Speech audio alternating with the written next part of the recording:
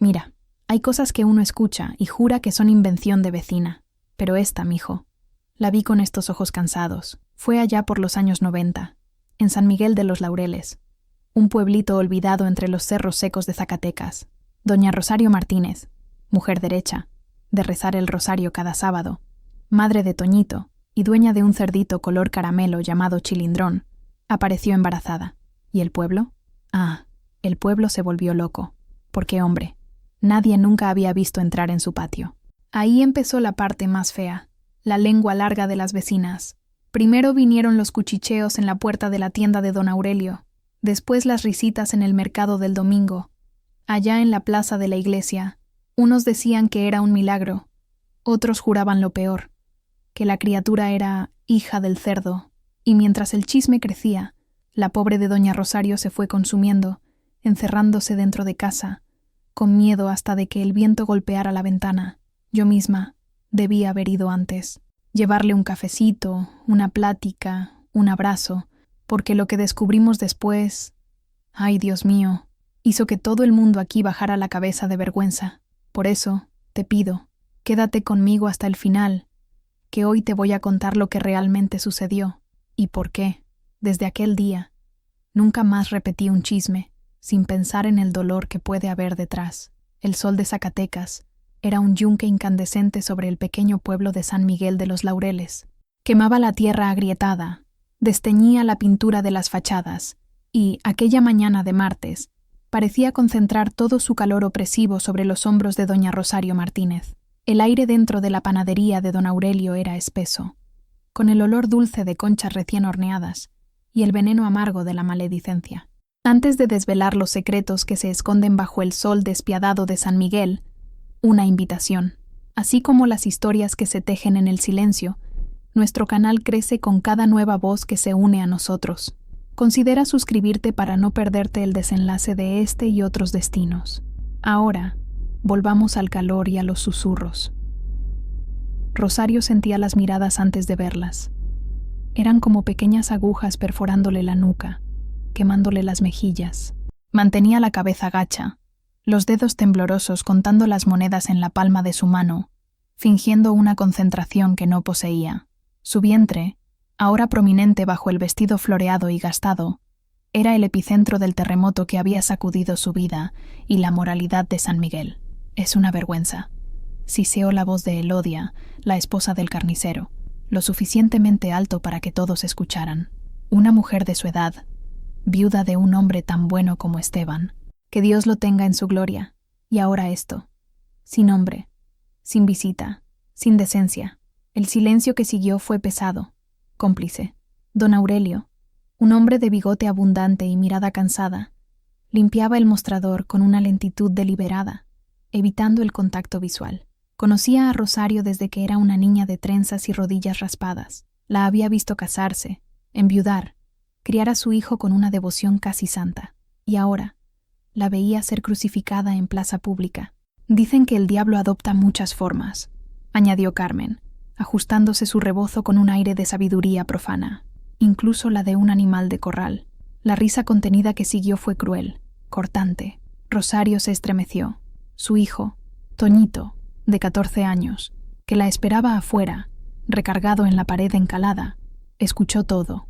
Sus hombros se encogieron, como si intentara desaparecer dentro de su propia camisa. Un grupo de muchachos mayores pasó junto a él, y uno de ellos, el hijo de Elodia, gruñó un sonoro «oink, oink», antes de soltar una carcajada con sus amigos. «Mira, ahí va el hermano del marrano», gritó otro. La humillación de Toñito fue la gota que colmó el vaso. Rosario dejó caer las monedas sobre el mostrador, tomó la bolsa de pan que don Aurelio le extendió en silencio y salió de la panadería sin mirar atrás. Afuera, agarró la mano de su hijo, una mano que de repente parecía demasiado pequeña y frágil. Los ojos de Toñito ardían con lágrimas que se negaba a derramar. «Mamá», comenzó él, con la voz entrecortada. «Vamos a casa, mijo», dijo ella. Su propia voz un hilo tembloroso. Caminaron por las calles polvorientas bajo el juicio silencioso de las ventanas cerradas y las cortinas entreabiertas. Cada paso era una tortura. El pueblo, que antes había sido su mundo, su refugio, Se había convertido en una prisión a cielo abierto. Al llegar al portón de madera de su pequeña casa, Rosario lo empujó y corrió el cerrojo con un sonido metálico y definitivo. Era el sonido de su rendición. Recargada en el portón, con el sol golpeándole la espalda, finalmente dejó que las lágrimas corrieran, silenciosas y amargas, mientras su hijo la observaba, impotente, con el corazón aplastado por una pregunta que no tenía el valor de hacer. En el patio, ajeno a todo, un cerdo rosado y rollizo llamado Chilindrón hurgaba la tierra en busca de raíces, el único ser en San Miguel que todavía la miraba sin juzgar. Antes del vientre hinchado y los susurros venenosos, doña Rosario Martínez era el pilar de la decencia en San Miguel de los Laureles. Su historia era la de muchas mujeres de aquella tierra árida, sencilla, tejida con hilos de trabajo, fe y pérdida. Viuda desde hacía casi 10 años, llevaba la memoria de Esteban, su esposo, como un relicario sagrado. Esteban había sido un hombre de manos encallecidas por el campo y una sonrisa que podía suavizar el sol más fuerte de Zacatecas. Le había dejado una casa modesta, un pequeño pedazo de tierra y un hijo, Antonio, a quien todos llamaban Toñito. La casa de Rosario era un reflejo de su alma, inmaculadamente limpia, organizada y llena de una luz suave que se filtraba por las cortinas de encaje que ella misma había hecho. El suelo de cemento rojo se barría 2 veces al día. Un pequeño altar a Nuestra Señora del Refugio ocupaba un rincón de la sala, siempre adornado con flores silvestres que Toñito recogía en el campo. Su rutina era un ritual inmutable: despertar antes del sol, preparar las tortillas de maíz, cuidar de su huerto de chiles y tomates y dedicar el resto del día a su hijo y a la casa. Era una mujer de gestos contenidos y pocas palabras, pero su presencia se sentía en la comunidad. Su sopa de lentejas era la primera en llegar a una casa en luto. Sus manos eran las más rápidas para remendar la ropa de una vecina necesitada. En la iglesia, se sentaba siempre en la misma banca, en la tercera fila, con su rebozo negro cubriéndole la cabeza en señal de respeto y luto perpetuo por Esteban. Su devoción era silenciosa, pero profunda, una conversación íntima y constante, con un Dios que ella creía justo y misericordioso. Su amor por Toñito era el sol de su vida. Él era un muchacho tranquilo, de ojos grandes y oscuros como los de su padre. Tenía la misma bondad en la sonrisa y una imaginación fértil que lo llevaba a crear mundos enteros en el patio polvoriento. Rosario veía en Toñito la continuación de Esteban, la promesa de que su amor no había muerto con él. Lo protegía con la ferocidad de una leona, pero también con una ternura infinita, enseñándole las oraciones, las historias de sus abuelos y la importancia de la honestidad y el trabajo. Y luego estaba Chilindrón.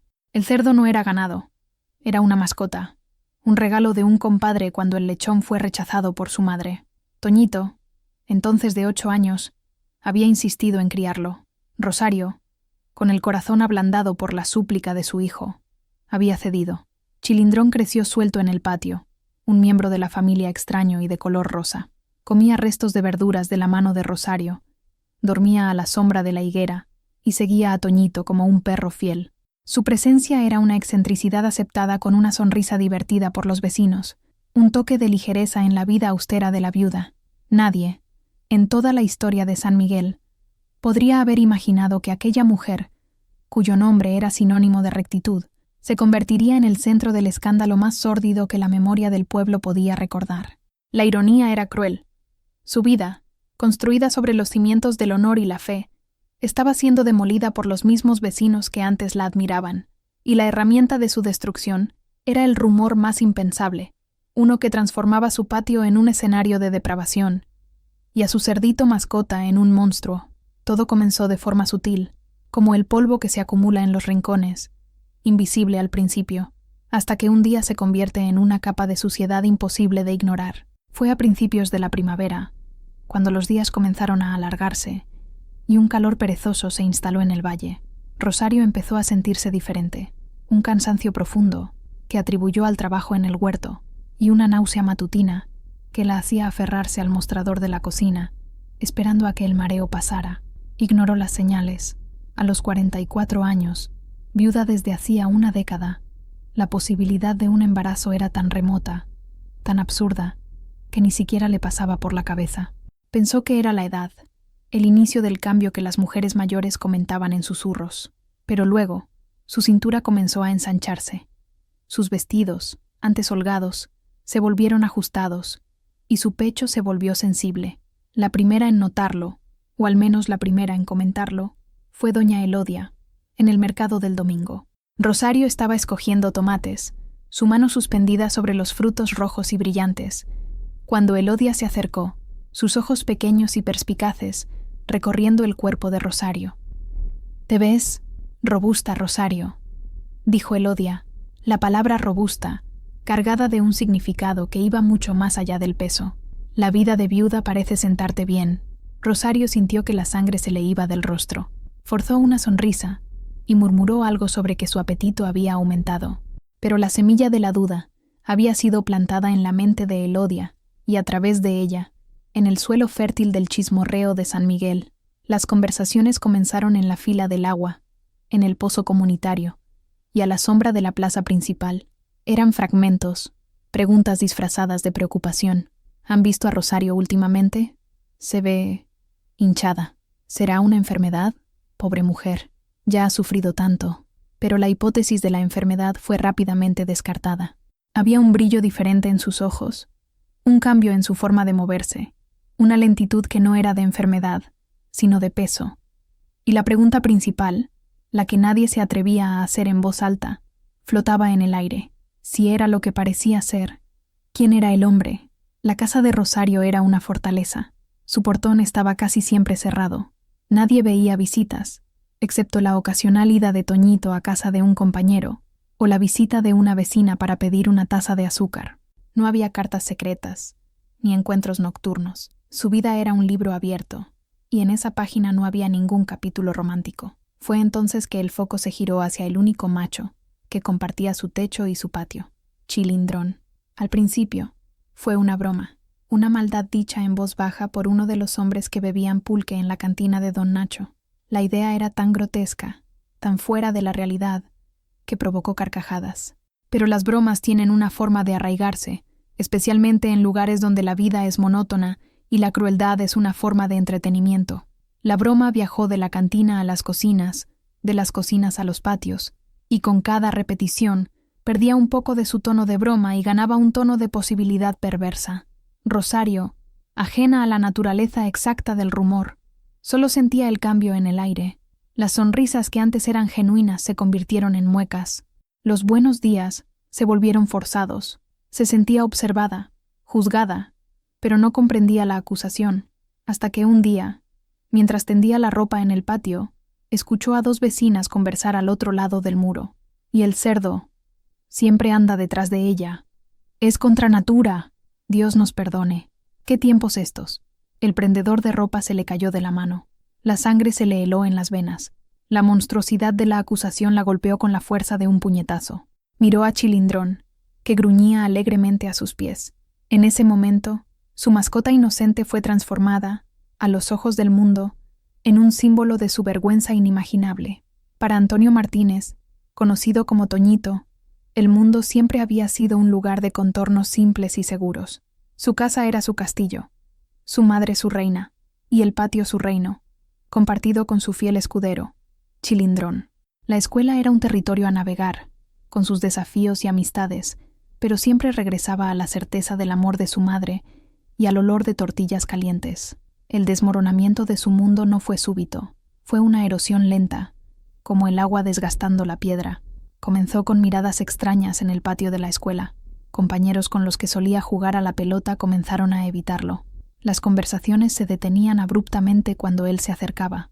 Toñito, un muchacho sensible e introvertido, sintió el cambio en el clima social antes de comprender su causa.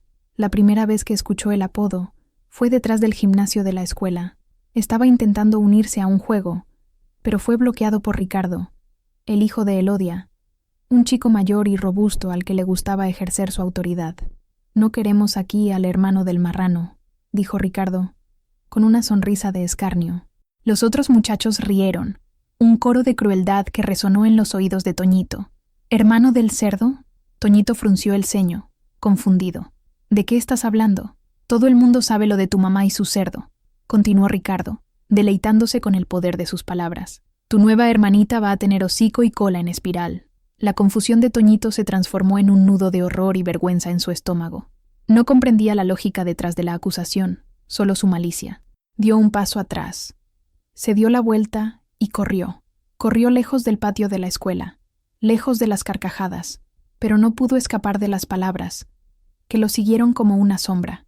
En casa, encontró a su madre remendando uno de sus pantalones. La barriga de ella, que él había notado crecer con una curiosidad infantil, parecía ahora un monumento a su humillación. Quería preguntar, quería gritar, quería entender por qué el mundo se había vuelto contra ellos. Pero al ver el rostro cansado y triste de su madre, las palabras murieron en su garganta. ¿Cómo podría él añadir más peso a la carga que ella ya llevaba? Así que se lo guardó para sí. Su silencio se convirtió en una armadura. En la escuela, aprendió a volverse invisible, a caminar junto a las paredes, a evitar los grupos. Sus notas, antes buenas, comenzaron a caer. Su profesor, un hombre distraído y sobrecargado, notó su distracción, pero la atribuyó a la pereza de la adolescencia. Su único refugio era Chilindrón. En el patio, lejos de las miradas acusadoras, se sentaba junto al cerdo, rascándole las orejas y compartiendo sus secretos silenciosos. Pero incluso esa amistad estaba ahora manchada. A veces, miraba al animal y veía el reflejo del escarnio de los otros. Era solo un cerdo, su cerdo, pero la maldad del pueblo lo había transformado en algo sucio, algo vergonzoso. Una tarde, Rosario lo encontró llorando silenciosamente en su habitación. Se sentó al borde de la cama, su cuerpo pesado haciendo crujir el colchón. Puso la mano en su cabello. «¿Qué pasa, mijo?», preguntó ella con voz suave.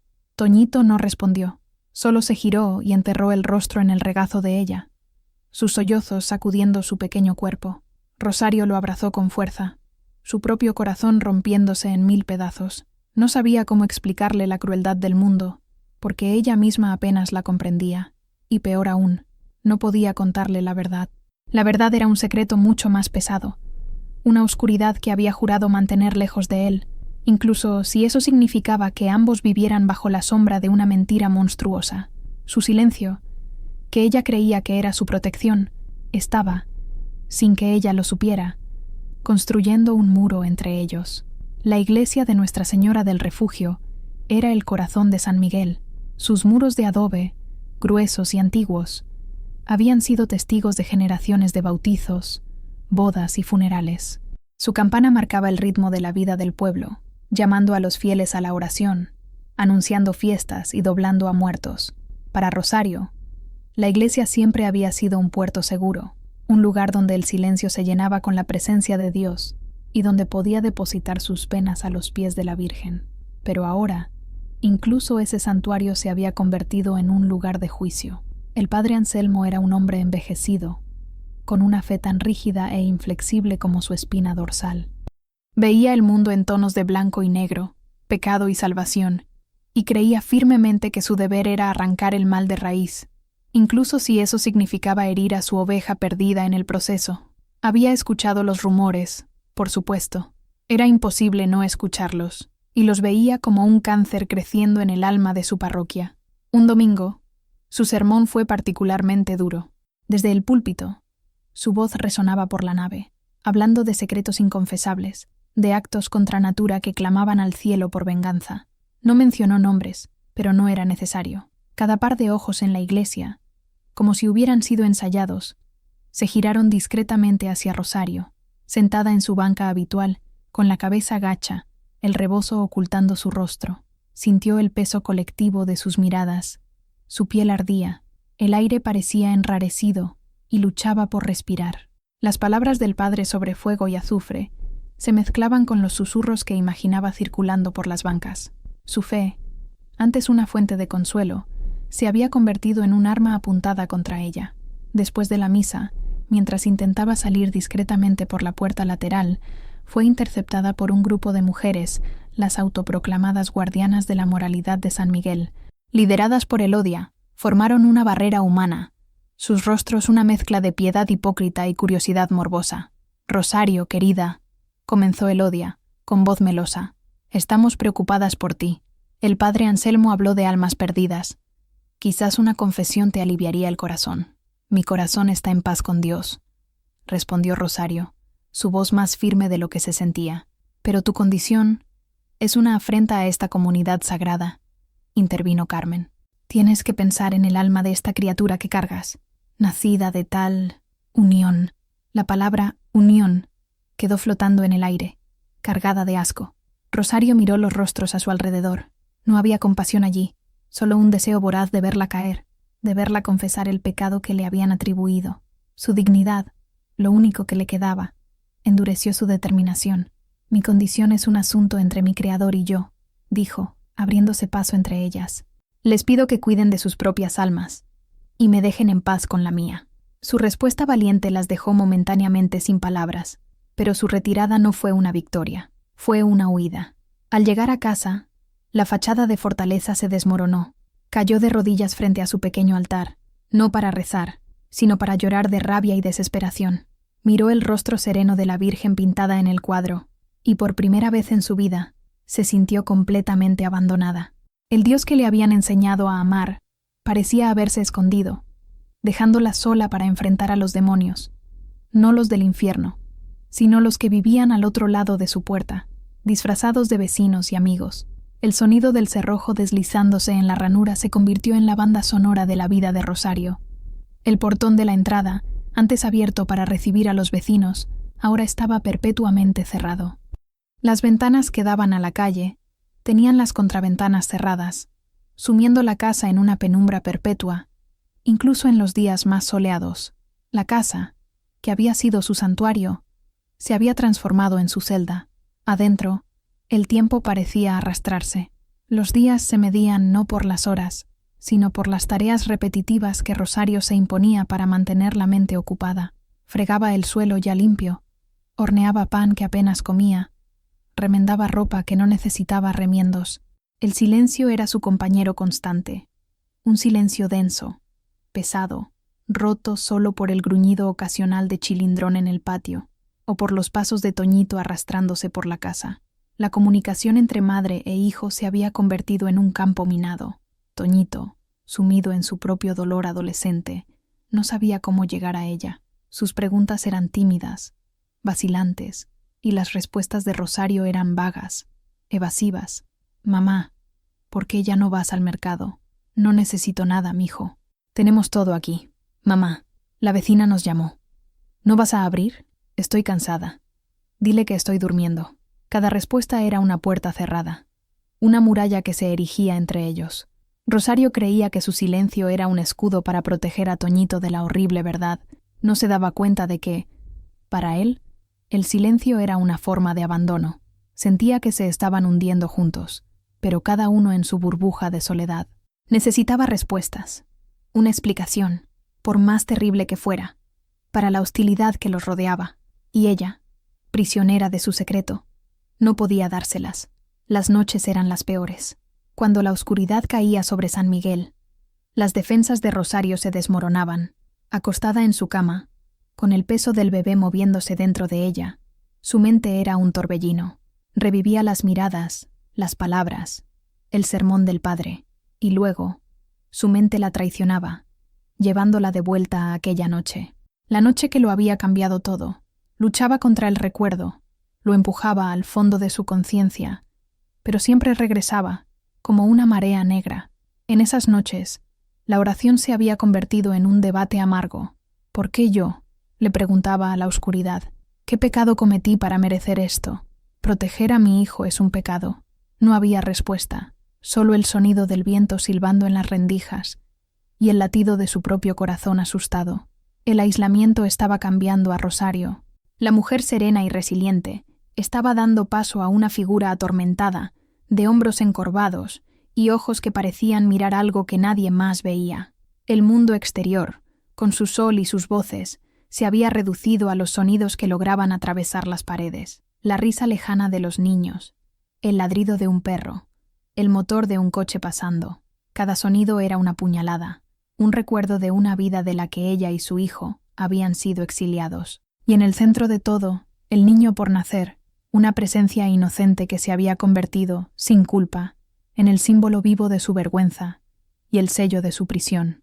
Al otro lado del muro de adobe que separaba el patio de Rosario del resto del mundo, vivía doña Inés, una mujer de 70 años, con el rostro surcado por más arrugas que el lecho seco del río y ojos que habían visto lo suficiente de la vida como para distinguir la verdad de la malicia. Inés era viuda, como Rosario, pero a diferencia de la mayoría en San Miguel, su soledad no la había amargado, la había vuelto observadora. Desde el principio, Inés había observado la transformación de su vecina, había visto el portón cerrarse, las ventanas oscurecerse y el silencio instalarse. Escuchaba los rumores, por supuesto, eran como el polvo, estaban en todas partes, pero, a diferencia de los otros, no los aceptaba como evangelio. Conocía a Rosario Martínez, conocía su decencia, su bondad, su amor inquebrantable por Toñito. La historia que el pueblo contaba no encajaba con la mujer que ella conocía. Una tarde, mientras el resto de San Miguel se refugiaba del calor en la siesta, Inés llenó un pequeño tazón con arroz con leche, todavía tibio, espolvoreado con canela. Cruzó la calle y golpeó suavemente el portón de Rosario. Esperó, golpeó de nuevo, un poco más fuerte. «¿Rosario? Soy yo, Inés». Hubo un largo silencio. Luego, el sonido de pasos arrastrándose y el crujido del cerrojo. La puerta se abrió solo una rendija, revelando el rostro pálido y cansado de Rosario. «¿Qué quieres, Inés?» Su voz era desconfiada, defensiva. «Hice demasiado arroz con leche», mintió Inés, extendiendo el tazón. «Pensé que a ti y al muchacho les gustaría». Rosario dudó. Su primera reacción fue negarse, cerrar la puerta y volver a su caparazón. Pero había algo en la mirada de Inés, una bondad genuina, desprovista de piedad o curiosidad, que la desarmó. Abrió más el portón y tomó el tazón. Sus manos se tocaron por un momento. «Gracias», murmuró Rosario. «¿Puedo pasar un momento?», preguntó Inés con suavidad. «Mis viejas piernas están cansadas de estar de pie». A regañadientes, Rosario se hizo a un lado y la dejó entrar, cerrando el portón detrás de ella. Se sentaron en el pequeño patio, a la sombra de la higuera. Chilindrón se acercó y frotó su hocico en las piernas de Inés, quien le rascó las orejas sin dudarlo. No hablaron mucho al principio. Inés comentó sobre el calor, sobre sus rosales que estaban luchando contra los pulgones. Rosario respondía con monosílabos. Pero la presencia de Inés era calmante. Era la primera vez en semanas que tenía la compañía de un adulto que no la miraba como si fuera una aberración. Finalmente, Inés habló, su voz baja y firme. «La gente tiene la lengua larga y la mente pequeña, Rosario. El veneno que escupen dice más de ellos que de ti». Las lágrimas brotaron en los ojos de Rosario. Una única lágrima rodó por su mejilla y cayó sobre su vestido. «Es tan injusto, Inés, tan cruel». «El mundo a menudo es injusto», asintió Inés. «Pero tú eres más fuerte que su maldad. Tienes a esa criatura en camino. Tienes a tu Toñito. Es por ellos que tienes que ser fuerte». Miró directamente a los ojos de Rosario. «No te voy a preguntar nada. No es asunto mío. Pero quiero que sepas que esta puerta», dijo, señalando el muro que las separaba, «siempre está abierta para ti. Si necesitas cualquier cosa, una taza de azúcar o un hombro para llorar, estoy aquí». En ese momento, en ese patio sombrío, la pequeña amabilidad de Inés fue como un rayo de luz perforando la oscuridad. No resolvió los problemas de Rosario, no silenció los rumores, pero le recordó que, incluso en el desierto de la crueldad humana, un oasis de compasión podía existir. Por primera vez en mucho tiempo, Rosario no se sintió completamente sola. El sonambulismo de Toñito no era una novedad en la vida de Rosario. Había comenzado cuando era pequeño, poco después de la muerte de Esteban, noches en las que lo encontraba en la cocina, intentando servir un vaso de agua con los ojos vidriosos y vacíos, o en la sala, hablando con una silla vacía, como si su padre todavía estuviera allí sentado. El médico del pueblo vecino había dicho que era una manifestación del duelo, del estrés, y que probablemente pasaría con el tiempo, y en su mayor parte, pasó. Los episodios se volvieron más raros, menos pronunciados, pero el miedo nunca abandonó completamente a Rosario. Seguía revisando la puerta de su habitación todas las noches, asegurándose de que la puerta de la calle estuviera bien cerrada. Era un miedo silencioso, una preocupación de madre que guardaba para sí. Recordaba una noche en particular, unos 2 años antes. Se despertó con un ruido en el patio.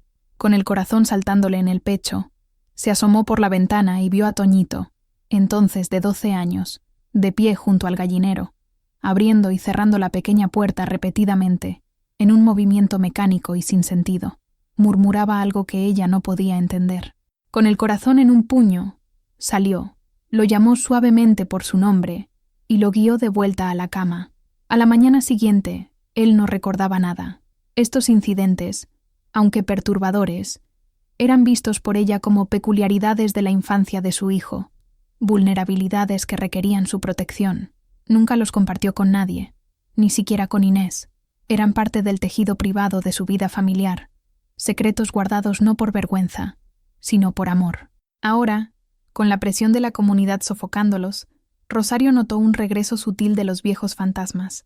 A veces, por la noche, oía crujir el suelo de la habitación de Toñito. Se levantaba y lo encontraba de pie en medio de la habitación, desorientado, antes de llevarlo de vuelta a la cama. Lo atribuyó al estrés que él estaba sufriendo en la escuela, a la angustia causada por los insultos y el aislamiento. Su preocupación por el sonambulismo de él era una corriente subterránea en su ansiedad diaria. Era una cosa más que vigilar, una carga más que llevar. No veía ninguna conexión entre el estado de su hijo y su propia situación. En su mente, eran 2 líneas paralelas de sufrimiento, corriendo una al lado de la otra pero sin cruzarse nunca.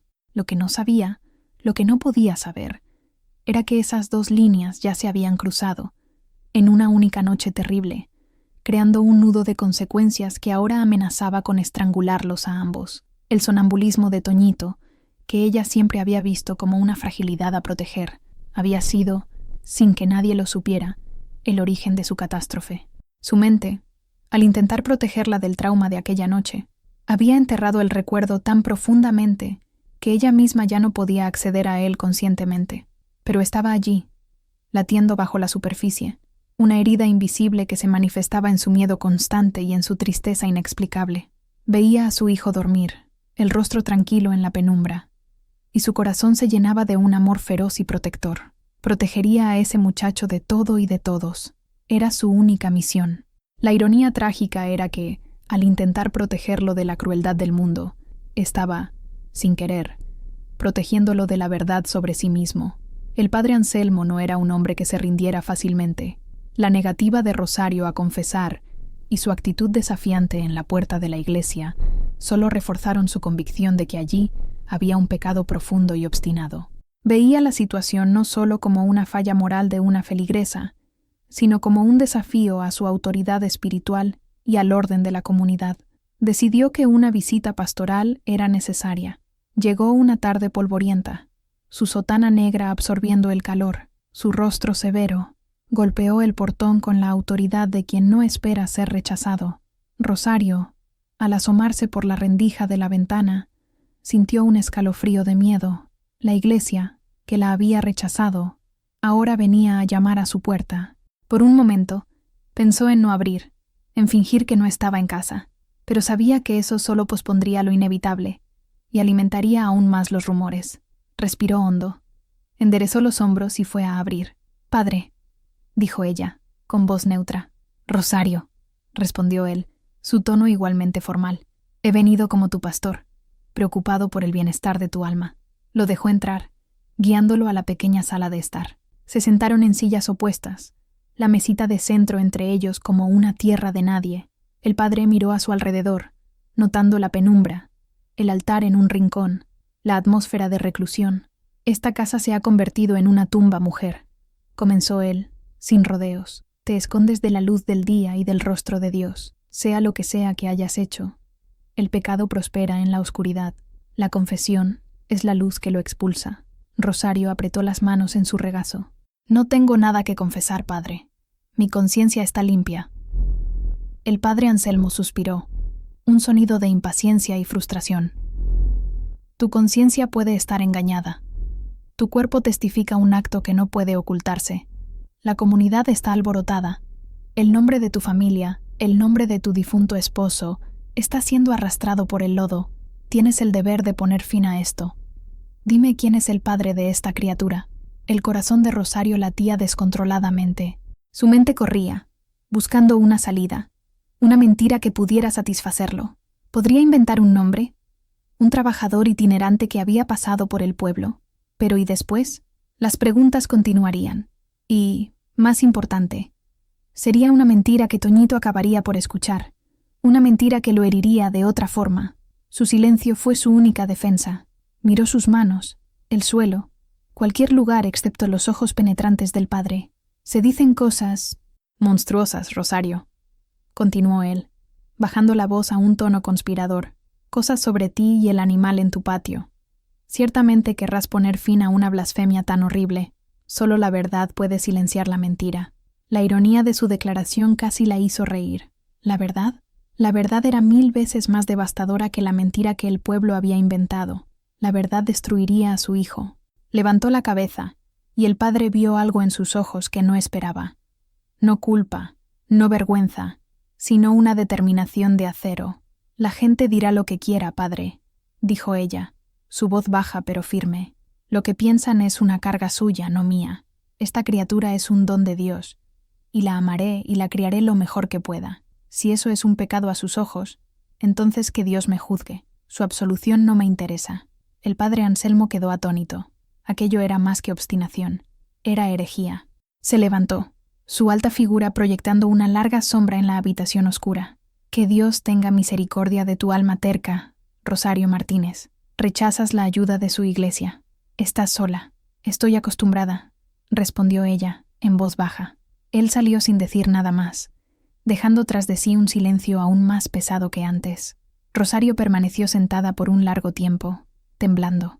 Había enfrentado a la máxima autoridad de su comunidad y había sobrevivido, pero la victoria tuvo un costo. La puerta de la iglesia ahora estaba oficialmente cerrada para ella. Estaba verdadera e irrevocablemente sola. La visita del padre Anselmo no pasó desapercibida para Toñito. Estaba en su habitación, fingiendo leer un libro, pero sus oídos estaban atentos a cada palabra de la tensa conversación en la sala. No pudo entenderlo todo, pero captó lo suficiente. Pecado, confesión, el padre de esta criatura, blasfemia. Las palabras eran como piedras arrojadas contra las paredes de su casa. Cuando el padre se fue, Toñito esperó unos minutos antes de ir con su madre. La encontró sentada en la misma silla, mirando al vacío, el rostro una máscara de agotamiento. La necesidad de comprender, de romper el silencio que los estaba asfixiando, superó su miedo. «¿Mamá?», dijo, su voz saliendo más débil de lo que pretendía. Ella se giró, como despertando de un trance. Forzó una pequeña sonrisa, pero sus ojos no sonrieron. «¿Sí, mijo? ¿Qué quería el padre?» «Solo asuntos de la iglesia, querido. Nada de qué preocuparse». La respuesta fue la misma de siempre, una pared lisa e impenetrable. Pero, esta vez, Toñito no la aceptó. La frustración, el dolor y la rabia que había estado reprimiendo burbujearon hasta la superficie. «No me trates como a un niño», explotó, su voz quebrándose. «Escucho lo que la gente dice en la calle. Escucho lo que dicen en la escuela. Y ahora el padre viene aquí a hablar de pecado. ¿Qué está pasando? ¿Por qué todo el mundo nos odia? ¿Qué hiciste?». La última pregunta quedó flotando en el aire, cruel y desesperada. En el momento en que la dijo, Toñito se arrepintió.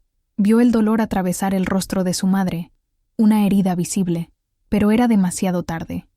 La pregunta había sido hecha. Rosario sintió como si el suelo se abriera bajo sus pies. Su hijo, su Toñito, el muchacho al que estaba intentando proteger a toda costa, ahora la estaba acusando, haciendo eco del juicio del resto del mundo. Su fortaleza de silencio, construida para protegerlo, se había vuelto contra ella, envenenando la única relación que le importaba. No lloró. Las lágrimas parecían haberse secado. En su lugar, sintió un frío profundo instalarse en su pecho. Miró a su hijo, su rostro una mezcla de rabia y miedo juvenil, y su corazón se partió. «No he hecho nada de lo que deba avergonzarme», dijo, su voz gélida con un dolor que Toñito era demasiado joven para comprender. «Esta familia no ha hecho nada malo. Entonces, ¿por qué? ¿Por qué está pasando esto?», insistió él, las lágrimas ahora corriendo por su rostro. «Dime la verdad, mamá. Necesito saber. La verdad». Pedía la verdad.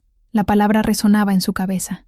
Abrió la boca para hablar, pero las palabras no salieron. ¿Cómo podría decírselo?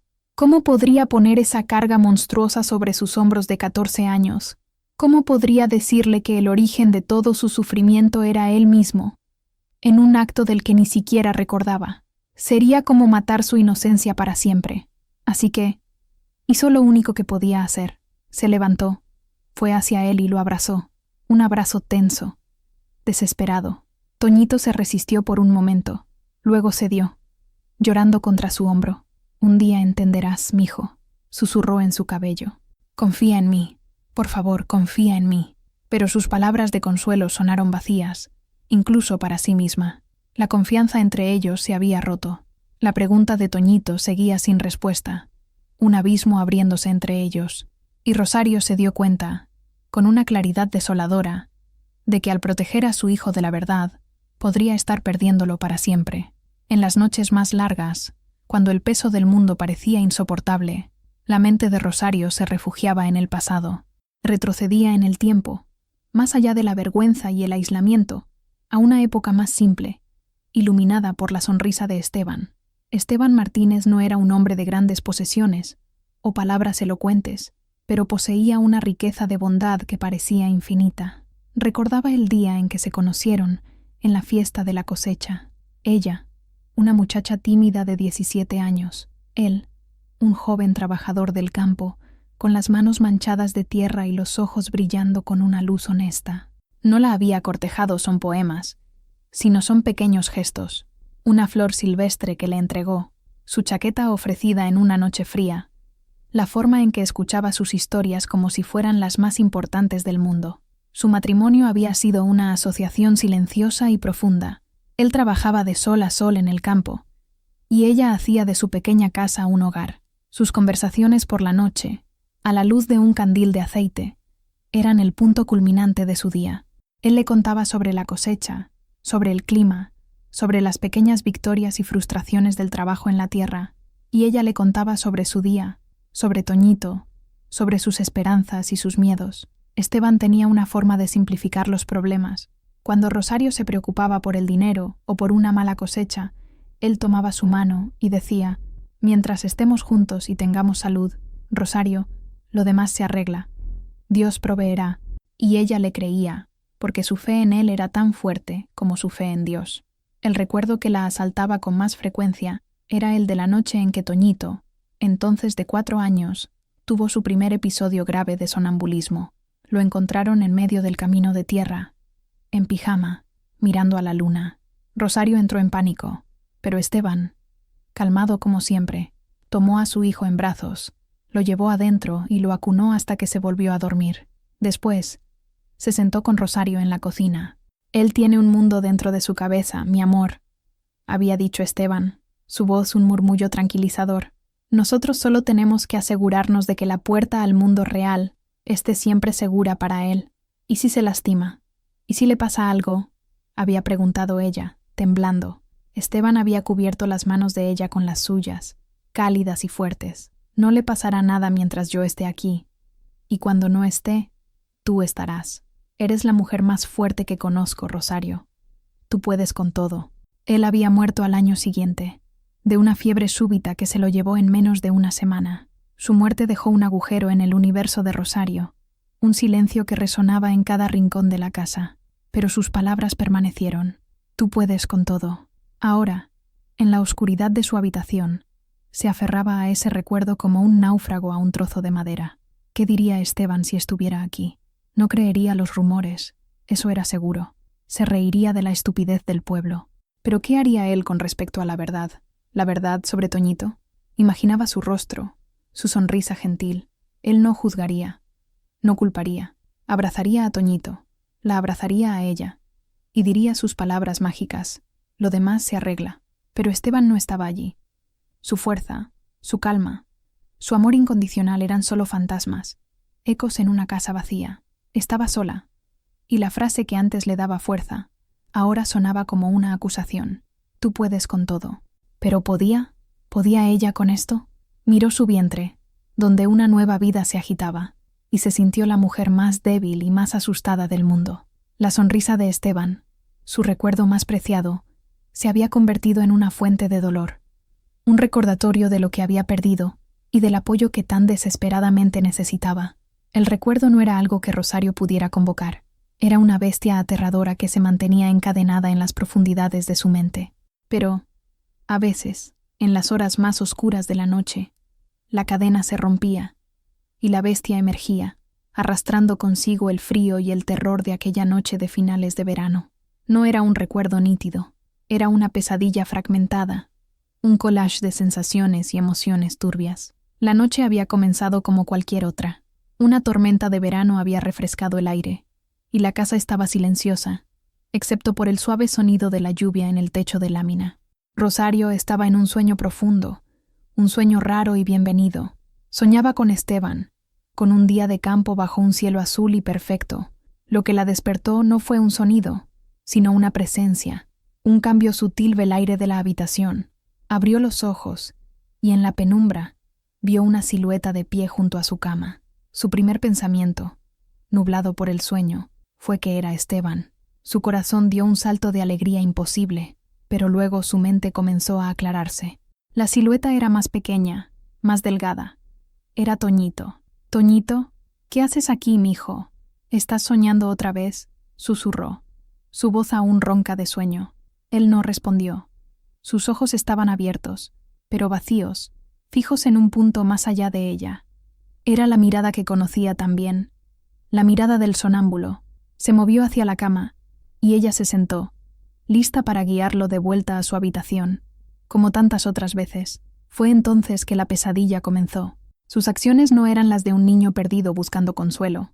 Había una extraña determinación en sus movimientos, una fuerza que la sorprendió. Se subió a la cama, y su peso presionó el colchón. El cerebro de Rosario luchaba por procesar lo que estaba sucediendo. El shock y la confusión la paralizaron. La situación era tan incomprensible, tan fuera del dominio de la realidad, que su cuerpo se negó a reaccionar. Era su hijo, su niño, pero no era él. Era un extraño habitando su cuerpo, moviéndose con una intención que no era la suya. Su mente gritaba, pero su voz no salía. Se sentía atrapada en un sueño terrible, observando los acontecimientos desde fuera de su propio cuerpo. No hubo violencia, no hubo agresión en el sentido tradicional. Solo hubo una confusión abrumadora, una violación del orden natural de las cosas que era más aterradora que cualquier ataque. Cuando todo terminó, tan súbitamente como había comenzado, él simplemente se bajó de la cama, se dio la vuelta y salió de la habitación, como un autómata. Rosario permaneció acostada, inmóvil, mirando el techo oscuro. El sonido de la lluvia era lo único real. El shock dio paso a una oleada de náuseas y horror, pero, por debajo de eso, algo aún más fuerte comenzó a emerger, un instinto protector abrumador. Su primer pensamiento coherente no fue sobre sí misma, sobre lo que le había sucedido. Fue sobre él, Toñito. Sabía, con una certeza absoluta, que él no sabía lo que había hecho. Era el fantasma, el sonámbulo, no su hijo. La culpa no era suya. Él era tan víctima de esto como ella, sino más. Si alguna vez lo supiera, si alguna vez lo recordara, lo destruiría. Rompería su mente, su alma, de una forma irreparable. En ese momento, en la oscuridad de aquella noche terrible, Rosario tomó una decisión nacida del amor más profundo y desesperado que una madre puede sentir. Este secreto moriría con ella, se lo tragaría, lo enterraría tan profundo que nunca más vería la luz del día. Ella cargaría el peso, el dolor, la confusión, para que él no tuviera que hacerlo. Se levantó, fue a su habitación y lo encontró durmiendo pacíficamente, el rostro sereno. Le acomodó la manta, un gesto automático, maternal, pero al mirarlo, ya no veía solo a su hijo, veía una fragilidad que la aterrorizaba. El embarazo, cuando se confirmó semanas más tarde, no fue una sorpresa, fue la consecuencia inevitable, el sello físico de aquella noche, y con él vino una nueva capa de complejidad. El rumor del pueblo, por más cruel y bizarro que fuera, se convirtió, de una forma retorcida, en un escudo.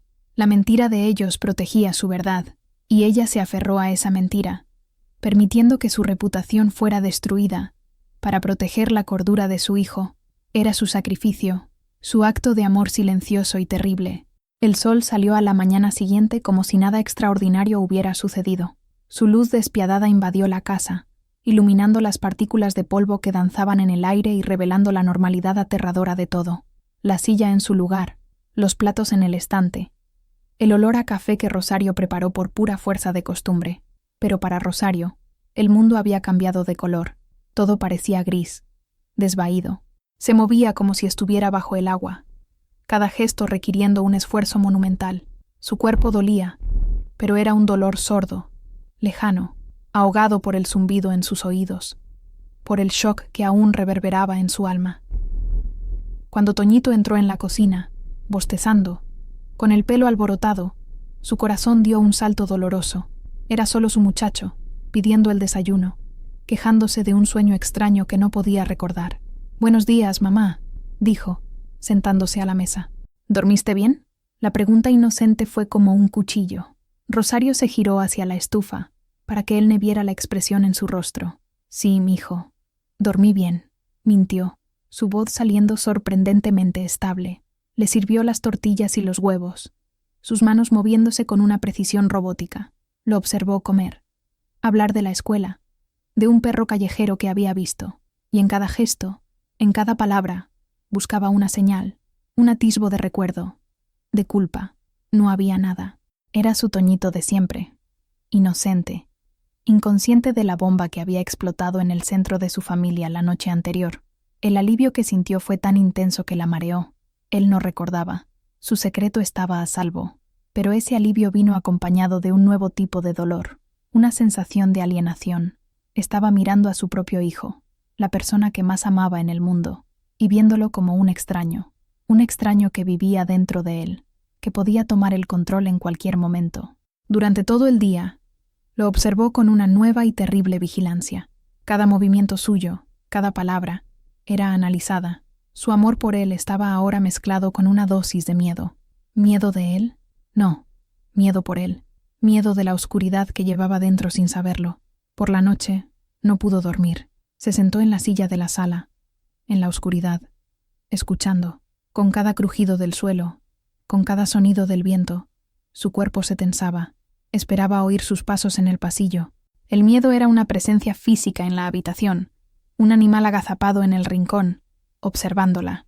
Su decisión, tomada en la oscuridad de la noche anterior, se solidificó a la luz del día. Su propósito en la vida se había vuelto singularmente claro: construir una muralla alrededor de Toñito, una fortaleza de normalidad y silencio. Ella absorbería todo el dolor, toda la vergüenza, todas las consecuencias. Sería la guardiana del secreto, incluso si eso la consumía. Cuando las primeras semanas pasaron y su cuerpo comenzó a dar las primeras señales del embarazo, no hubo pánico, solo hubo una aceptación sombría. Era la prueba de su sacrificio. Esta criatura, nacida de la noche más oscura de su vida, sería, paradójicamente, la personificación de su amor protector por su primer hijo. Un amor tan absoluto que estaba dispuesto a vivir una mentira, a soportar el desprecio del mundo, para mantener a su niño a salvo de una verdad que lo destruiría. Comenzaba su largo y solitario calvario. Los meses se arrastraron, cada uno más pesado que el anterior. El vientre de Rosario crecía, y con él, el desprecio de San Miguel. Su aislamiento era casi total. Solo doña Inés continuaba su rutina de visitas silenciosas, dejando comida en la puerta, ofreciendo una presencia que no exigía explicaciones. Cuando los dolores comenzaron, en una noche fría de enero, Rosario estaba sola con Toñito. El pánico se apoderó de ella por un momento, pero luego su resolución tomó el control. Envió a Toñito, asustado y confundido, a correr por la calle oscura para llamar a doña Eulalia, la partera del pueblo. Doña Eulalia era una mujer práctica, cuyo trabajo la había expuesto a todos los aspectos de la vida y la muerte. Llegó con su maletín de cuero gastado, el rostro impasible. Si creía en los rumores, no lo demostró. Para ella, esa noche, solo había una mujer en trabajo de parto que necesitaba su ayuda. Mientras Eulalia preparaba los paños y el agua caliente, envió a Toñito a casa de Inés. «Esto no es lugar para muchachos», dijo, con una autoridad que no admitía discusión. El parto fue largo y difícil, un espejo de su embarazo. Rosario trabajó en silencio, su dolor una manifestación física de toda la angustia que había guardado durante meses. En su mente no había espacio para el miedo al parto, solo para el miedo a lo que vendría después. ¿Cómo miraría a esta niña? ¿Qué sentiría? La niña nació poco antes del amanecer, con el primer canto de los gallos. Llegó al mundo con un llanto fuerte y exigente, llenando la casa silenciosa con el sonido de la vida. Eulalia la limpió, la envolvió en una manta y se la extendió a Rosario. Rosario dudó, miró el pequeño bulto que le ofrecían.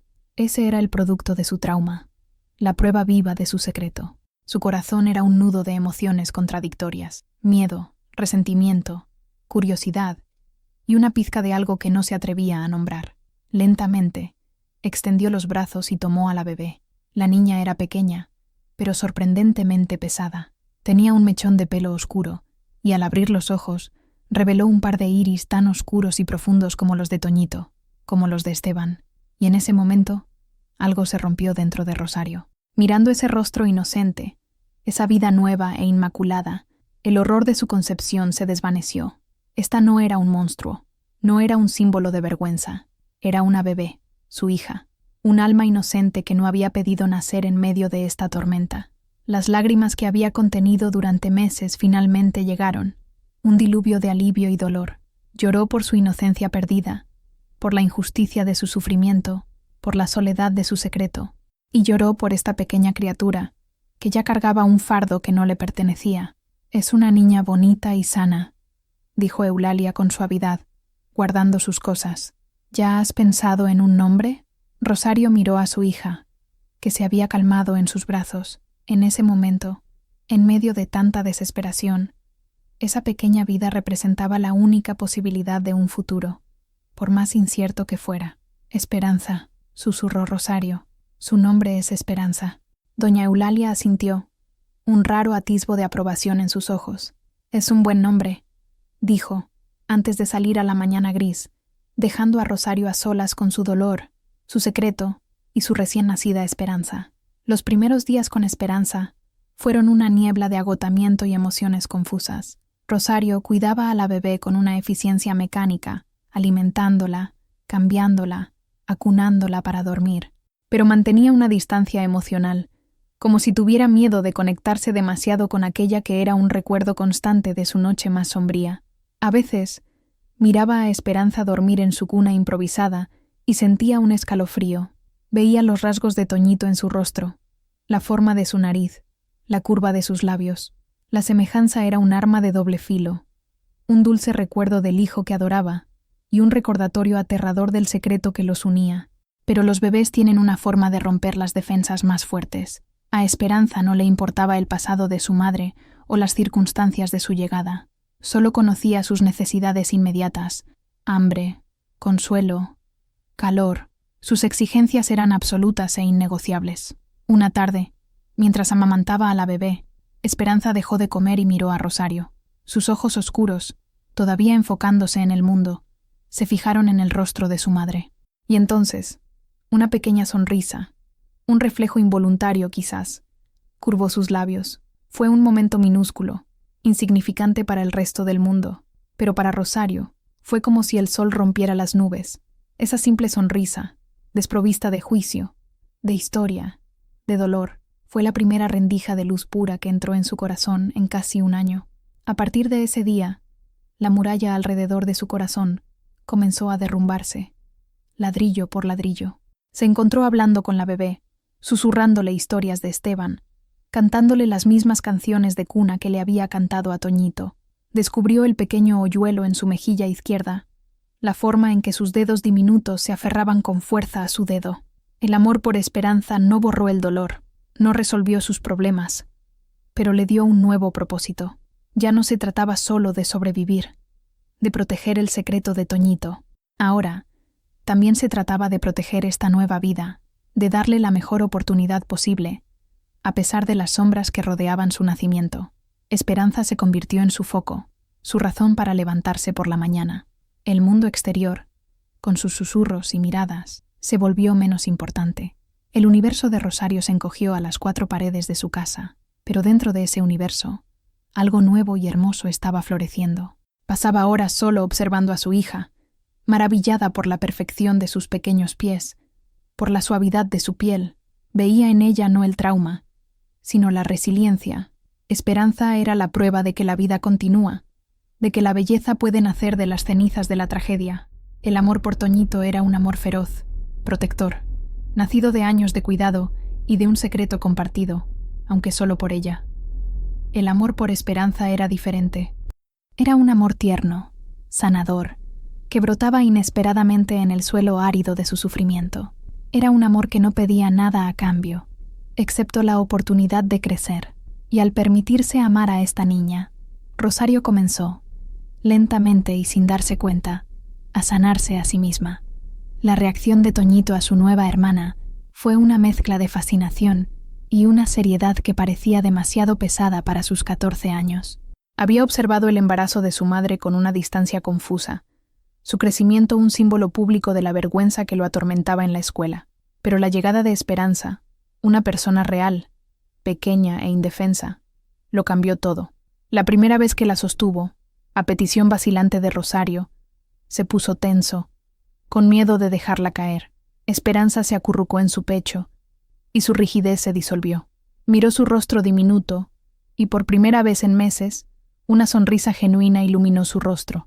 «Hola», susurró, como si compartiera un secreto.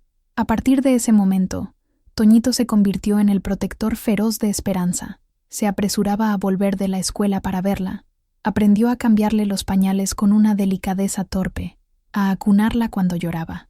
Se sentaba junto a su cuna y le leía sus libros de la escuela en voz alta, convencido de que ella estaba absorbiendo cada palabra.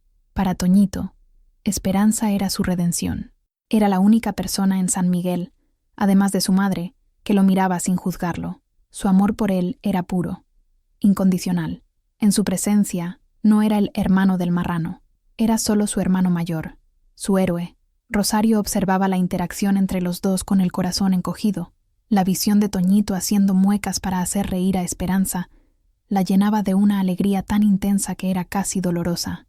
Era la imagen de una familia feliz y normal, una imagen que contrastaba violentamente con la oscura verdad que guardaba. Era una escena de belleza y tragedia entrelazadas. Él, el padre inconsciente, cuidando a su hija con la devoción de un hermano. Ella, la hija, mirándolo con una adoración cuyo verdadero origen nunca conocería. Y Rosario, la madre y abuela, la única que conocía la verdad, la única que sentía todo el peso de esa cruel ironía. A veces, el dolor era insoportable. Cuando Toñito decía, «Tiene tus ojos, mamá», Rosario tenía que darse la vuelta para ocultar las lágrimas, porque sabía que no eran sus ojos los que Esperanza tenía, eran los ojos de él, pero, la mayor parte del tiempo, elegía ver la belleza. El amor entre ellos era real. Su conexión era innegable, fuera cual fuera su origen.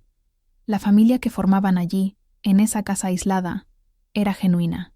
El amor de Toñito por Esperanza era lo más puro en medio de esa confusión. La defendía con una ferocidad que sorprendía a Rosario. Un día, uno de los chicos del vecindario se asomó por encima del muro e hizo un comentario cruel sobre la bebé. Toñito, que normalmente evitaba las confrontaciones, marchó hacia el portón, lo abrió y se enfrentó al chico con una rabia fría que lo hizo retroceder. «Nunca más hables de mi hermana», dijo Toñito, su voz baja y amenazante. «Nunca más».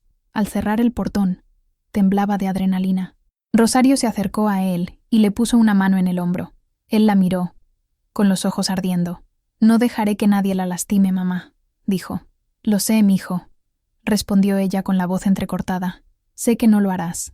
En ese momento, vio al hombre en el que se estaba convirtiendo. Un hombre bueno, leal y protector. Un hombre como su padre. Y esa constatación le trajo una oleada de orgullo y una nueva y más profunda capa de tristeza. Era un buen hombre, y ella tenía que asegurarse de que la verdad nunca lo destruyera. La vida en San Miguel continuó su curso, pero la familia Martínez permaneció en una órbita separada, un pequeño planeta de aislamiento. Rosario se aventuraba a salir solo cuando era absolutamente necesario, generalmente al anochecer, para comprar lo esencial. Toñito iba a la escuela y regresaba, su ruta un camino recto y rápido, sin desvíos.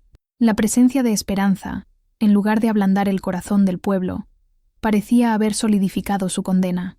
La bebé era la prueba viva del pecado de Rosario. Las mujeres se santiguaban cuando pasaba con la niña en brazos. Los hombres desviaban la mirada o hacían comentarios jocosos entre ellos. Rosario estaba aprendiendo a vivir con ello. Había construido un caparazón, una indiferencia protectora. Lo que importaba era lo que sucedía dentro de sus 4 paredes. Su familia, por más fracturada que estuviera su fundación, era su mundo. El punto de quiebre llegó un día inesperado, por algo tan simple como la necesidad de bautizar a su hija. Para Rosario, el bautismo no era solo una formalidad social, era un sacramento esencial, la forma de acoger a su hija en la fe y bajo la protección de Dios. A pesar de su conflicto con el padre Anselmo, creía que el derecho de su hija a ese sacramento estaba por encima de cualquier disputa personal. Con el corazón apesadumbrado, vistió a Esperanza con un pequeño vestido blanco que había sido suyo, remendado y planchado con esmero. Llevando a Toñito de la mano, caminó hasta la iglesia una tarde de sábado, cuando sabía que el padre estaría allí preparándose para la misa de la noche. Lo encontró en su despacho, leyendo a la luz de una lámpara. Levantó la vista cuando ella entró, y su expresión se endureció. «Padre», comenzó Rosario, su voz temblando ligeramente. «He venido. Me gustaría programar el bautismo de mi hija». El padre Anselmo se quitó las gafas, las dejó sobre el escritorio y juntó las yemas de sus dedos. El silencio se alargó, pesado e incómodo. «El bautismo, Rosario», dijo finalmente, su voz fría y didáctica, «es para limpiar el pecado original, pero para que sea válido, el niño debe ser criado en un hogar cristiano, lejos del pecado». La miró, sus ojos sin una pizca de compasión.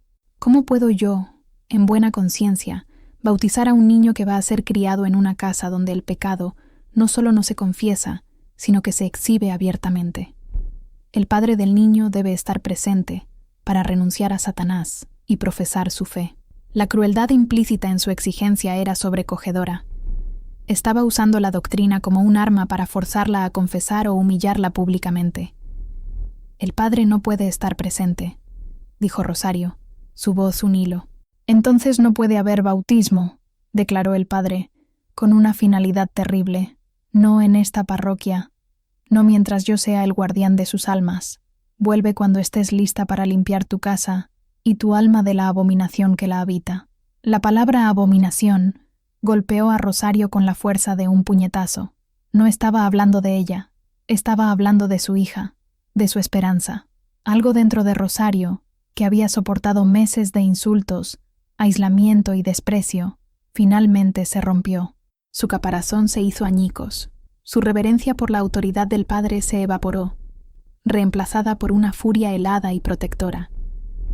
Tomó la mano de Toñito, que había presenciado todo con los ojos muy abiertos por la conmoción, y acercó a Esperanza más a ella. «Entonces usted no es un hombre de Dios», dijo, su voz baja, pero resonando con una fuerza que los sorprendió a ambos. «Usted es solo un hombre pequeño, escondiéndose detrás de sus reglas para justificar su crueldad. Mi Dios, el Dios en el que creo, no abandonaría a una niña inocente. Quédese con su iglesia. Encontraremos a Dios en otro lugar». Sin esperar respuesta, se dio la vuelta y salió del despacho.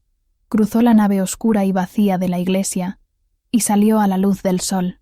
Pero la luz del sol ya no le parecía opresiva. Parecía una promesa. Mientras caminaba a casa, su decisión estaba tomada. No era algo que hubiera meditado.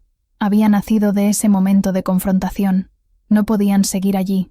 Ese lugar estaba envenenado. Para que Esperanza pudiera crecer, para que Toñito pudiera respirar, para que ella misma pudiera sobrevivir, tenían que irse. San Miguel de los Laureles ya no era su hogar, era su tumba, y no iba a ser enterrada viva. La decisión de marcharse, una vez tomada, le trajo a Rosario una claridad de propósito que no había sentido en mucho tiempo. El miedo a lo desconocido era grande, pero era eclipsado por el miedo, mucho mayor, de quedarse. Esa noche, sentó a Toñito a la mesa de la cocina. Esperanza dormía pacíficamente en su cuna. La luz del candil de aceite proyectaba largas sombras en sus rostros. «Nos vamos de San Miguel, Toñito», dijo, sin rodeos.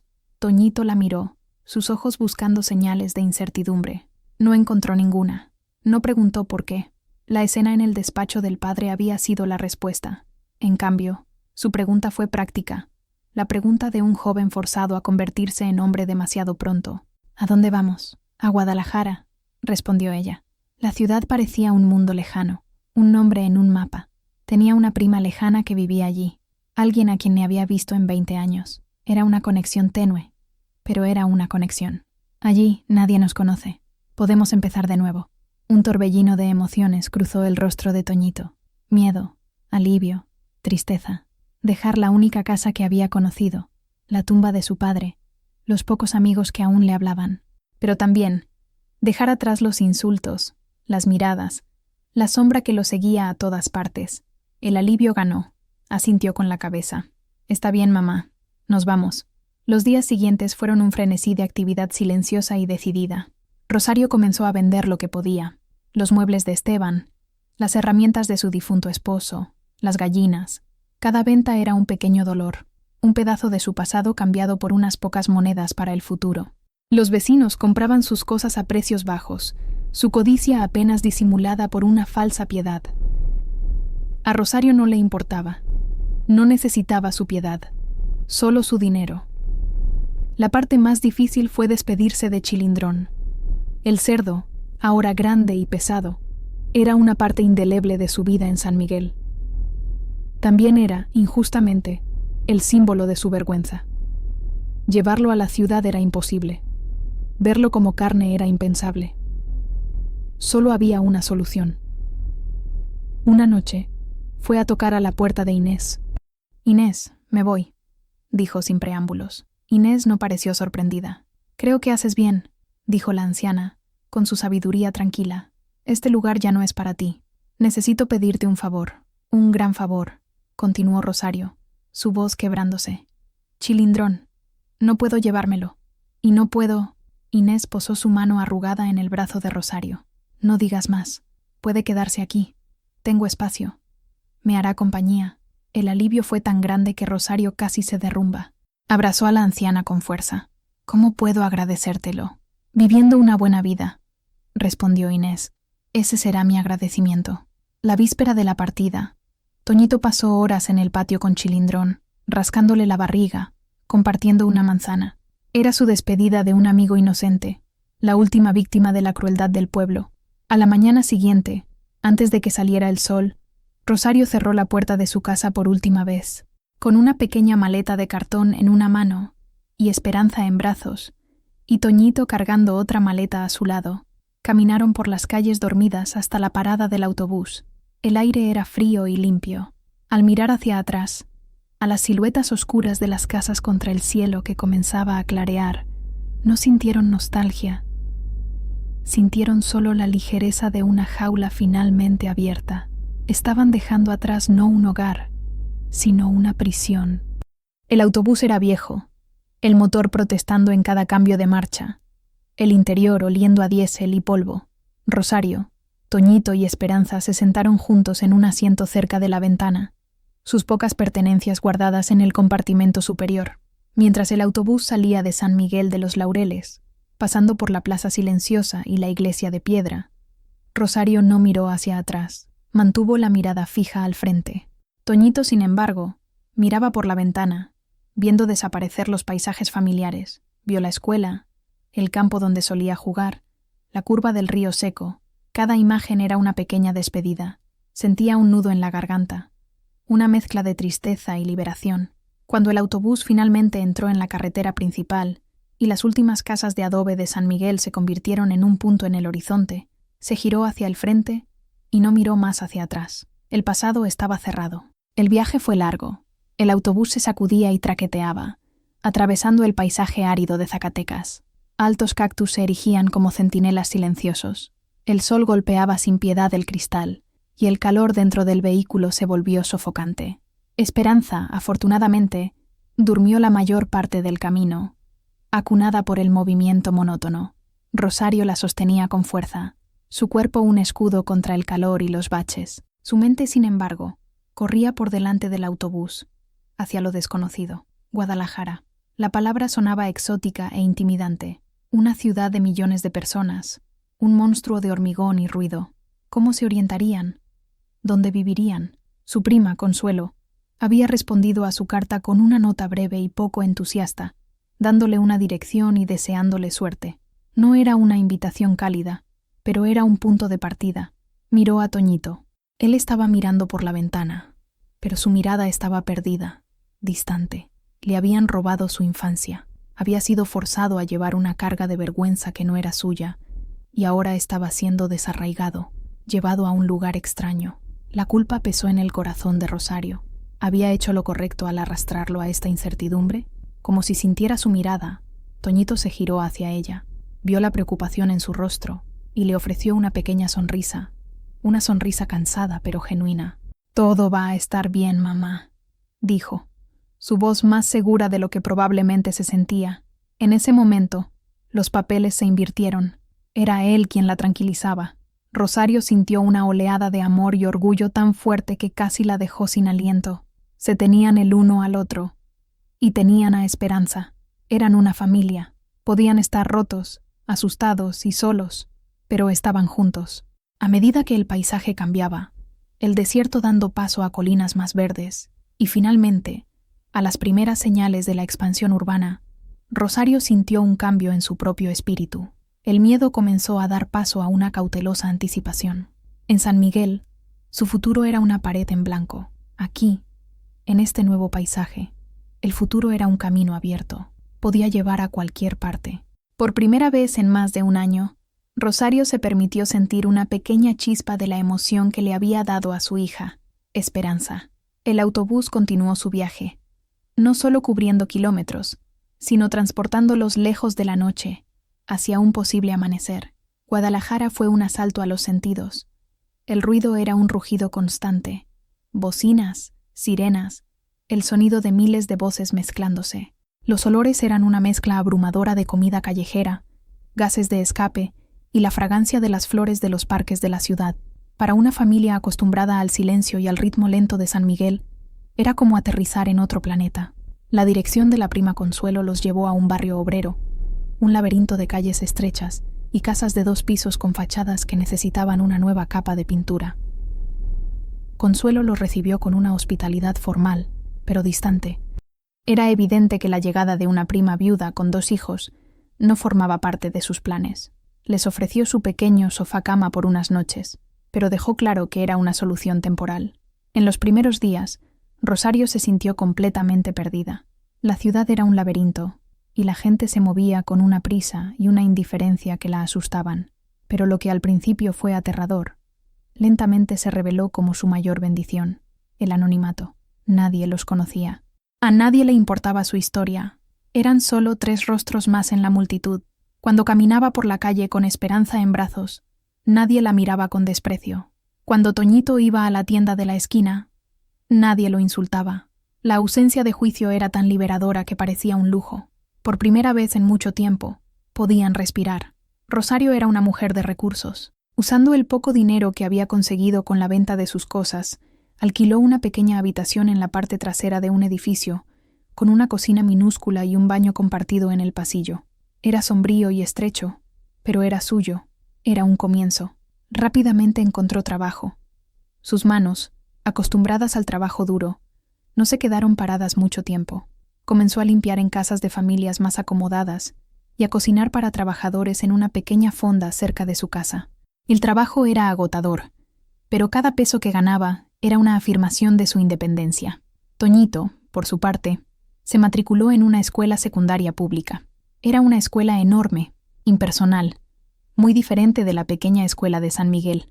Al principio, se sintió abrumado por su tamaño, pero rápidamente descubrió la belleza de ser solo un alumno más. Nadie conocía su pasado. Podía ser simplemente Toñito. Hizo algunos amigos, chicos que compartían su interés por los libros y el fútbol. Lentamente, la sombra que lo había seguido durante tanto tiempo comenzó a disiparse. La vida era dura. El dinero siempre era escaso. Había días en que Rosario volvía a casa con los pies doloridos y la espalda palpitante, y se preguntaba si había cometido un error. Pero luego miraba a Esperanza, gateando alegremente en el suelo limpio de su pequeña habitación, y a Toñito, haciendo sus deberes a la luz de una bombilla tenue, el rostro concentrado y libre de miedo, y sabía que había hecho lo correcto. En Guadalajara no tenían una comunidad, No tenían vecinos que los conocieran por su nombre, pero tampoco tenían jueces. Habían cambiado las raíces de una comunidad tóxica por la libertad del anonimato. Y en ese espacio anónimo estaban, lenta pero seguramente, comenzando a construir un nuevo hogar, no de adobe y tierra, sino de resiliencia, trabajo y amor.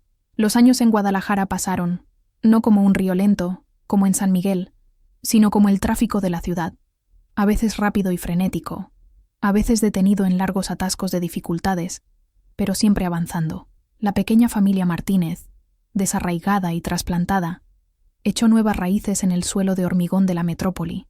La pequeña habitación dio paso a un modesto apartamento de 2 dormitorios en un barrio vecino, un lugar con más luz y un pequeño balcón donde Rosario podía cultivar macetas de chiles y cilantro, un eco de su antiguo huerto.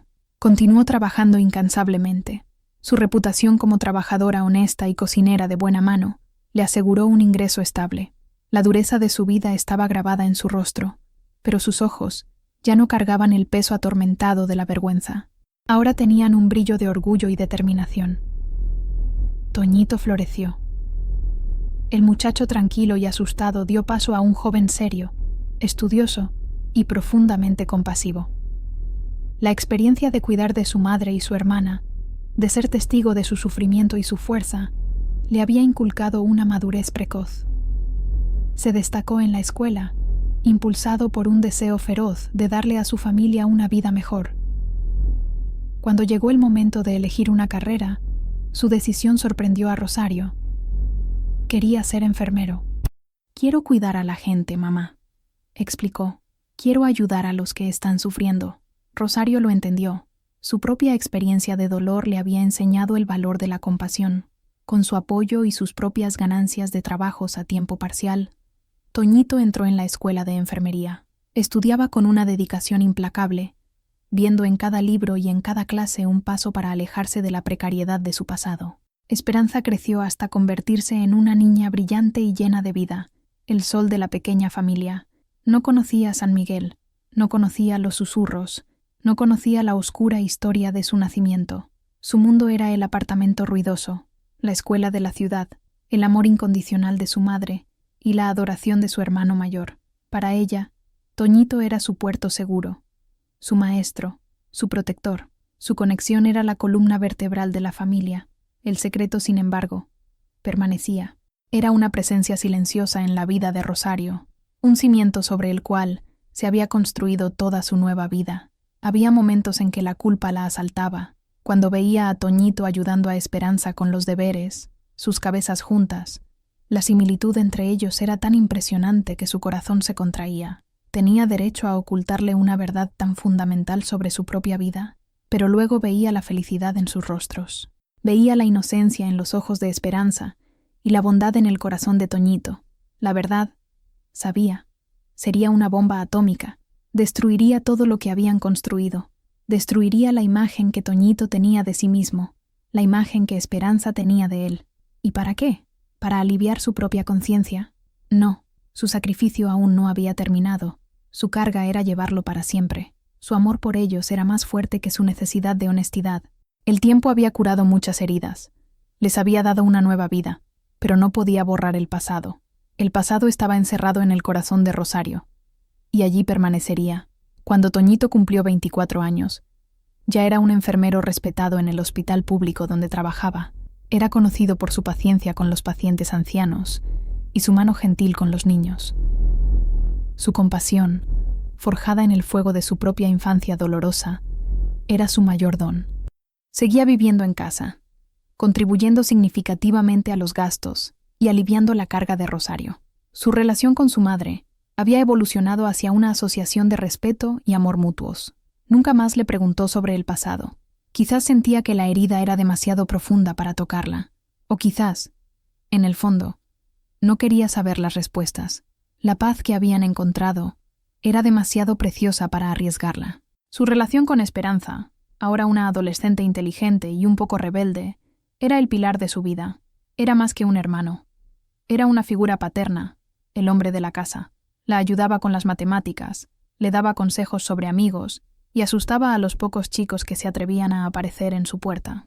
Una noche, Rosario estaba en la cocina preparando la cena, escuchando su conversación en la sala. Esperanza se quejaba de un problema en la escuela, y Toñito la escuchaba con su atención tranquila y enfocada. Y la maestra dijo que no me esforcé lo suficiente, pero estudié tanto, Toño, no es justo. Se lamentaba Esperanza. Sé que estudiaste, princesa, dijo Toñito, su voz suave, pero a veces el mundo no es justo. Lo que importa no es lo que dijo la maestra. Lo que importa es que tú sabes que diste lo mejor de ti, y yo lo sé, y mamá lo sabe. Eso es lo que cuenta. Rosario dejó de cortar las verduras, el cuchillo suspendido en el aire. La sabiduría simple y la bondad en las palabras de su hijo le llenaron los ojos de lágrimas. Era un hombre tan bueno, un hombre que ella había criado, a pesar de todo. Más tarde, cuando Esperanza ya estaba en su habitación, Toñito se unió a Rosario en la cocina, tomó un paño y comenzó a secar los platos que ella lavaba, un ritual nocturno que compartían. «Eres tan bueno con ella, mijo», dijo Rosario, en voz baja. Toñito se encogió de hombros. «Es mi hermana. Haría cualquier cosa por ella». Hizo una pausa. Luego miró a su madre, su mirada seria. «Y por ti también, mamá. Sé que no fue fácil, criarnos sola. Pasar por lo que pasaste en San Miguel. Nunca te agradecí lo suficiente por habernos sacado de allí». El corazón de Rosario se encogió. «Hice lo que cualquier madre haría». «No», dijo él, negando con la cabeza. «Tú hiciste más. Sacrificaste todo. Tu reputación, tu casa, todo por nosotros». Dudó, como si escogiera las palabras con cuidado. «A veces, cuando miro hacia atrás, todo parece una pesadilla, y no lo entiendo. Pero luego miro dónde estamos ahora, y sé que, sea lo que sea que hayas hecho, lo hiciste por amor». No estaba preguntando, estaba afirmando. Le estaba dando su absolución, sin siquiera conocer el pecado. Le estaba diciendo que confiaba en ella, que su amor era suficiente para llenar los espacios en blanco de su historia. Rosario extendió su mano mojada y le tocó el rostro. «Los amo más que a mi vida, Toñito». «Lo sé, mamá», respondió él, cubriendo la mano de ella con la suya. «Nosotros también te amamos». En ese momento, en la quietud de su pequeña cocina en Guadalajara, el secreto parecía menos importante. Lo que importaba era ese vínculo, forjado en el sufrimiento, templado por el tiempo y sellado por un amor que trascendía la biología, la verdad y el dolor. Era un amor inquebrantable, y lo era todo. Un domingo por la tarde, años después de su llegada a Guadalajara, Rosario encontró una vieja caja de zapatos mientras ordenaba un armario. Dentro, entre actas de nacimiento y viejas facturas, encontró un pequeño fajo de cartas, atadas con una cinta descolorida. Eran las cartas que doña Inés le había escrito a lo largo de los años. Inés había sido su único vínculo con San Miguel. Sus cartas eran sencillas, llenas de noticias del pueblo: quién se casó, quién murió, el estado de la cosecha. Y siempre una pequeña nota sobre Chilindrón, que estaba gordo, feliz y mandando saludos. Inés nunca hizo preguntas sobre su nueva vida. Solo le enviaba noticias, un hilo tenue que la conectaba con un pasado que había intentado olvidar. Rosario no respondía con frecuencia. Escribir era difícil, y los recuerdos eran dolorosos, pero guardaba cada carta. Ese día, se sentó a la mesa de la cocina con papel y pluma. Miró por la ventana hacia su pequeño balcón, donde Esperanza, ahora de 16 años, regaba sus flores. Toñito estaba en la sala, de uniforme, preparándose para su turno en el hospital. Una sensación de paz y gratitud abrumadora llenó el corazón de Rosario. Lo habían logrado. Habían sobrevivido y prosperado. Comenzó a escribir. Su caligrafía era un poco temblorosa, pero las palabras fluían. «Mi querida Inés, espero que esta carta te encuentre bien de salud. Perdona mi largo silencio. La vida aquí en la ciudad corre, y los días parecen encogerse. Quería que supieras que estamos bien. Estamos muy bien. Toñito es enfermero, un buen enfermero. Tiene el corazón de su padre. Cuida de nosotros, cuida de sus pacientes. Estoy tan orgullosa de él que mi corazón casi no lo soporta. Esperanza es una joven mujer, hermosa, inteligente y con un espíritu fuerte. Está terminando la escuela y habla de ir a la universidad.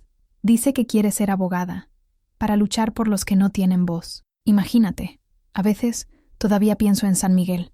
Recuerdo el polvo, el calor y las miradas, pero esos recuerdos se están desvaneciendo. Lo que permanece es tu bondad. Nunca olvidaré tu tazón de arroz con leche. Fue más que comida, Inés. Fue salvación.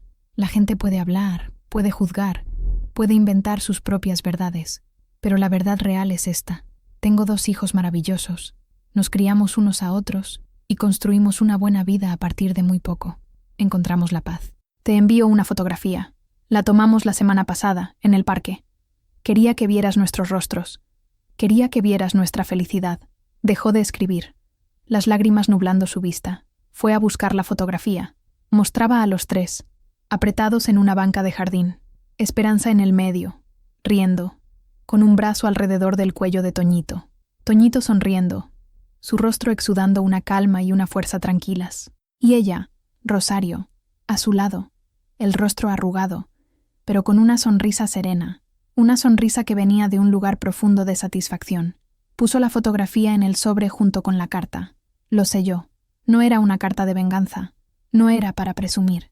Era un testimonio. Un testimonio de que el amor era más fuerte que el odio, que la resiliencia era más poderosa que el juicio.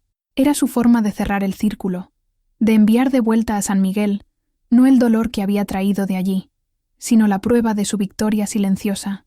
El cartero, un muchacho nuevo que apenas conocía la historia, entregó la carta en casa de doña Inés. La anciana, ahora con movimientos lentos y vista débil, reconoció de inmediato la caligrafía de Rosario. Con dedos temblorosos, abrió el sobre. Leyó la carta lentamente, sus labios moviéndose con las palabras. Una pequeña sonrisa se formó en su rostro. Luego, tomó la fotografía. Tuvo que sostenerla cerca de los ojos para ver bien. Y lo que vio la hizo inspirar profundamente. No eran los niños que recordaba. Eran adultos, un hombre fuerte y una joven radiante. Y Rosario. Rosario se veía más vieja, por supuesto, pero la expresión atormentada había desaparecido. En su lugar, había paz. Inés se quedó mirando la fotografía por un largo tiempo. Luego, se levantó y fue al patio. Chilindrón, ahora un cerdo viejo e imponente, se levantó con un gruñido de bienvenida. Se sentó en su banco de piedra, a la sombra de la higuera, y rascó las orejas del cerdo, mostrándole la fotografía. «Mira, viejo amigo», susurró. «Están bien. Lo lograron». Más tarde ese día, cuando Elodia, la esposa del carnicero, también ella ahora una abuela de cabello blanco, pasó por su puerta para su chismorreo diario, Inés hizo algo que normalmente no haría. «Recibí noticias de Rosario Martínez», dijo Inés con calma. Los ojos de Elodia se abrieron de par en par por la curiosidad. «¿En serio? ¿Y qué? ¿Qué fue de ella? ¿Y de la criatura?» En lugar de responder, Inés le extendió la fotografía. Elodia la tomó con una renuencia curiosa. Miró la imagen, y su rostro, acostumbrado a expresar desdén y juicio, se quedó en blanco. Vio a una familia normal, feliz. Vio a un enfermero, una estudiante, una madre orgullosa. No vio monstruos, no vio pecado. Se parece a su padre, a Esteban, tartamudeó Elodia, incapaz de conciliar la imagen con la historia que ella misma había ayudado a crear y difundir. «Sí, se parece», dijo Inés, tomando la fotografía de vuelta. Elodia se quedó en silencio por un momento, su mente luchando con décadas de certezas maliciosas. Había un atisbo de algo en su rostro. ¿Arrepentimiento? ¿Vergüenza? Era difícil decirlo. «Bueno, me alegro de que estén bien», murmuró finalmente, antes de despedirse y seguir su camino, su postura un poco menos erguida de lo habitual. La noticia, como todas las noticias en San Miguel, se extendió. La fotografía fue mostrada a algunos, descrita a otros. No causó un gran alboroto. La mayoría de la gente había seguido adelante, sus vidas llenas de nuevas preocupaciones y nuevos chismes. Pero para aquellos que recordaban, para aquellos que habían arrojado las piedras, la imagen de esa familia feliz en Guadalajara era un eco silencioso, un eco de su propia crueldad y un recordatorio de que la verdad de una vida es, la mayoría de las veces, mucho más compleja y mucho más resiliente que las historias que se cuentan sobre ella. La fotografía no cambió el pasado, pero quizás, solo quizás, plantó una pequeña semilla de reflexión en el suelo endurecido de sus corazones. El sol de la tarde en Guadalajara era más suave que el horno de Zacatecas. Arrojaba una luz dorada sobre el pequeño patio en la parte trasera del edificio de Rosario, un espacio que había transformado en un pequeño oasis de macetas con flores y hierbas aromáticas. Rosario estaba sentada en su mecedora, remendando una de las batas de enfermero de Toñito, sus manos moviéndose con la destreza de toda una vida. Su cabello era completamente blanco, pero su postura era erguida, su presencia tranquila y segura. Esperanza, que había venido de visita desde la universidad, estaba sentada en los escalones, leyendo un pesado libro de derecho, con las gafas en la punta de la nariz. De vez en cuando, leía un pasaje en voz alta, indignada por alguna injusticia legal, y Rosario sonreía. Su niña tenía fuego dentro. Toñito llegó de su turno en el hospital, con aspecto cansado, pero con una sonrisa para su madre y su hermana.